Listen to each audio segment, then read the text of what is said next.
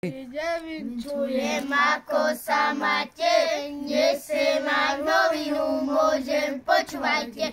Mersečku Betleme, Hašička na slave, Ležička, devčatko, na ktoré čakáme. Čujte, čujte, pastieri, čo sa stalo na nebi, krásna Pána prečistá, synáčka svojho Krista, pochlebeč Kristus. No a nie dievčatko, ale dieťatko bude. Dobre? Tak ešte raz, nie dievčatko, ale čo? Dieťatko. No, tak ty si Karol? Áno.